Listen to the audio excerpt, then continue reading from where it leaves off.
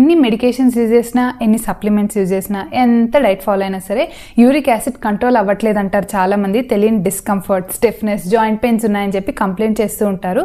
మీరు ఇక్కడ 2 విషయాలు గమనించాల్సి ఉంటుంది. ఫస్ట్ ఏంటంటే, మీరు వాటర్ తాగుతున్నారా, తాగినా ఎన్ని లీటర్స్ ఆఫ్ వాటర్ తాగుతున్నారు పర్ డే అనేది చెక్ చేసుకోండి. మీరు ఎన్ని మెడికేషన్, సప్లిమెంట్స్ యూజ్ చేసినా సఫిషియంట్ వాటర్ ఇంటేక్ లేనంత వరకు బాడీ టాక్సిన్స్ని ఎలిమినేట్ చేయలేదు. అందుకే minimum 3.5 litres of water per day మీరు తీసుకోవాల్సి ఉంటుంది. సెకండ్ ఏంటంటే ఫ్రక్టోజ్, అంటే ఫ్రూట్స్లో ఉన్న షుగర్ని మనం ఫ్రక్టోజ్ అంటాం. హై షుగర్ ఉన్న ఫ్రూట్స్ అంటే మ్యాంగో, సీతాఫలం, గ్రేప్స్, సపోటా ఇలాంటి ఫ్రూట్స్ని మీరు అవాయిడ్ చేయాల్సి ఉంటుంది.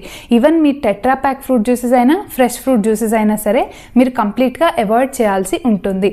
నెక్స్ట్ ఇంపార్టెంట్ థింగ్ ఏంటంటే, సింపుల్ కార్బోహైడ్రేట్స్ అంటే వైట్ రైస్ ఇలాంటిది అవాయిడ్ చేయండి. గ్లూటెన్ అంటే గోధుమ పిండి ఇట్లాంటిది కూడా అవాయిడ్ చేయండి. దీని ప్లేస్లో కినోవా తీసుకోండి. మీరు ఇవి ట్రై చేసి చూడండి, డెఫినెట్గా మీకు యూరిక్ యాసిడ్ అనేది గ్రాడ్యువల్గా కంట్రోల్ అవుతుంది.